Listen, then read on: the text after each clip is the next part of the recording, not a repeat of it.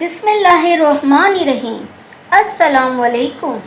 مدینہ منورہ سے کوئی 300 کلومیٹر دور ایک خاموش علاقہ ہے، اس کو مدائن صالح کہتے ہیں۔ اس علاقے میں حضرت صالح علیہ السلام کی قوم آباد تھی۔ اس قوم کو قوم سمود بھی کہتے ہیں۔ یہ قوم حضرت ہود علیہ السلام کی قوم کے ہم عصر تھے۔ حضرت ہود علیہ السلام کی قوم کو قوم عاد کہتے ہیں، جن کی باقیات آج کل بحرین کے صحرا آباد میں موجود ہے۔ چنانچہ قوم صالح یا قوم سمود نے اللہ سے کفر کیا۔ بہت بڑے، لمبے چوڑے اور طاقتور تھے۔ انہوں نے پہاڑوں کے اندر اپنے گھر بنا رکھے تھے جو کسی بھی موسمی شدت کا مقابلہ کر سکتے تھے۔ وہ حضرت صالح علیہ السلام کی تبلیغ کے مقابلے میں کہتے، اے صالح، ہمارے عظیم الشان گھروں کو دیکھ، کیا ہم بہت زیادہ طاقت والے نہیں؟ اگر ہمارے مقابلے پر کوئی اور قوم ہے، ان کو لاؤ ہمارے سامنے۔ لیکن جب انہوں نے اللہ کی نشانی ایک اونٹنی کو مار ڈالا، اونٹنی کا بچہ روتا ہوا، چیختا چلاتا ہوا ایک پہاڑی میں گم ہو گیا۔ حضرت صالح علیہ السلام نے اپنی قوم سے فرمایا کہ 3 دن اپنے گھروں میں فائدہ اٹھا لو، یہ اللہ کا وعدہ ہے کہ جھوٹا نہیں ہوگا۔ تو اللہ نے حضرت صالح علیہ السلام کو اور کچھ لوگوں کو اپنی مہربانی سے بچا لیا۔ اس قوم کو چنگاڑ نے آ پکڑا، وہ اپنے گھروں میں اوندھے پڑے رہ گئے۔ فرشتے کی وہ چیخ یا چنگار اتنی شدید تھی کہ ان کے کلیجے پھٹ گئے اور اپنے گھروں میں پڑے پڑے ہی ہلاک ہو گئے۔ وہ جتنے بھی طاقتور تھے لیکن اللہ سے زیادہ زور آور نہیں ہو سکتے، وہ برتر اور اعلیٰ ہیں۔ روایت میں ہے کہ حضرت محمد صلی اللہ علیہ وسلم اپنے کچھ اصحاب کے ساتھ اس علاقے سے گزرے۔ حضرت محمد صلی اللہ علیہ وسلم کے چہرہ انوار پر اضطراب تھا اور ایسا لگتا تھا وہ جلدی میں ہیں۔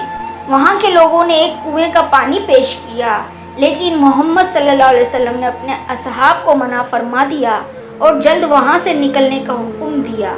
صحابہ علیہ السلام نے اضطراب کی وجہ پوچھی تو محمد صلی اللہ علیہ وسلم نے فرمایا، یہاں اللہ کا عذاب نازل ہو چکا ہے۔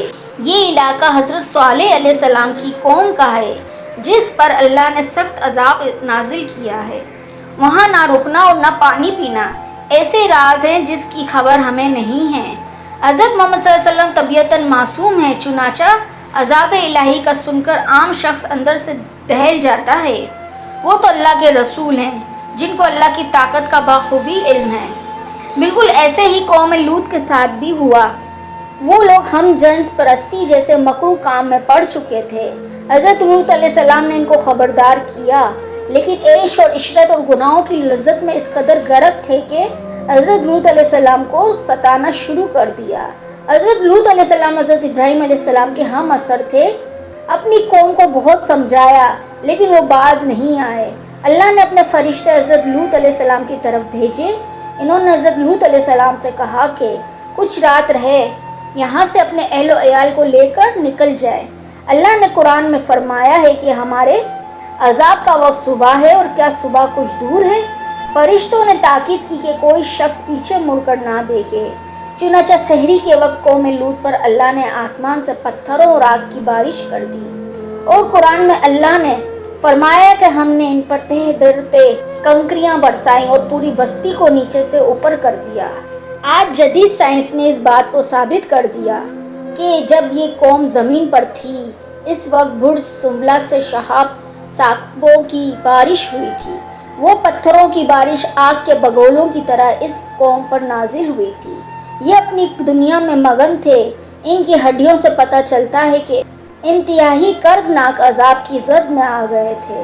حضرت لوط علیہ السلام کی بیوی نے اللہ کے حکم کی خلاف ورزی کی اور مڑ کر پیچھے تباہ ہوتا شہر دیکھنے لگی اور وہیں پتھر کی ہو گئی۔ ان کی باقیات آج بھی بحیرہ مردار کے پاس وادی سدوم میں دیکھی جا سکتی ہیں۔ اللہ ہمیں سیدھے راستے پر چلنے کی توفیق دے اور عذاب الہی سے بچائے رکھے۔ آمین یا رب العالمین۔